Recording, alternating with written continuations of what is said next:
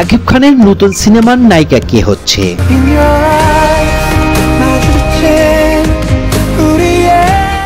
তোর আসল নায়িকা কে? তুমি।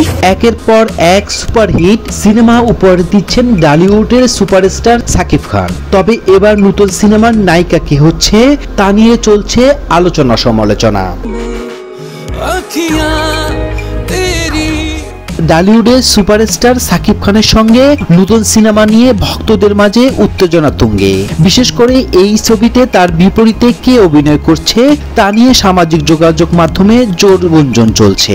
2026 সালে ঈদ উল ফিতরের লক্ষ্য করে নির্মিত এই সিনেমার পরিচালক হিসেবে থাকছে জনপ্রিয় নির্মাতা আবু হায়াত মাহমুদ। গল্পের সাথে নিজেকে মানিয়ে নিতে পারে, আমরা সেই ধরনের চরিত্রগুলোকে নিব। সাকিব খানকে নিয়ে ভাবনা যে যদি ছবি করি তাহলে আগে ফার্স্ট প্রায়োরিটিতে উনি থাকবেন। সম্প্রতি সাকিব খানের এই নতুন সিনেমায় চুক্তিবদ্ধ হওয়ার খবর নিশ্চিত করেছেন। ক্রিয়েটিভ ল্যান্ড প্রযোজিত এই সিনেমার গল্প লিখেছেন মেজবাউদ্দিন সুমন এবং চিত্রনাট্য তৈরি করেছেন সুমন ও মোহাম্মদ নাজিমুদ্দিন। পরিচালক আবু হায়াত মাহমুদ জানিয়েছেন এটি একটি অ্যাকশন ফিল্ম হবে যা দর্শকের লার্জার দ্য লাইফ অভিজ্ঞতা দিবে। সিনেমার নাম এবং অন্যান্য শিল্পীদের তালিকা শীঘ্রই ঘোষণা করা হবে।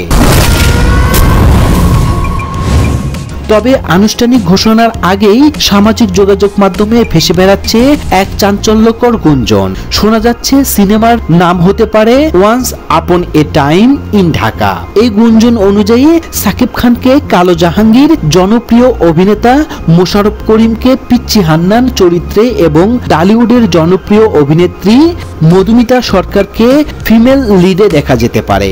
যদি এই গুঞ্জন সত্যি হয় তবে এটি হবে বলিউডের জন্য একটি বড় চমক, কারণ মধুমিতা সরকার এর আগে বাংলাদেশে কোনো সিনেমায় কাজ করেনি।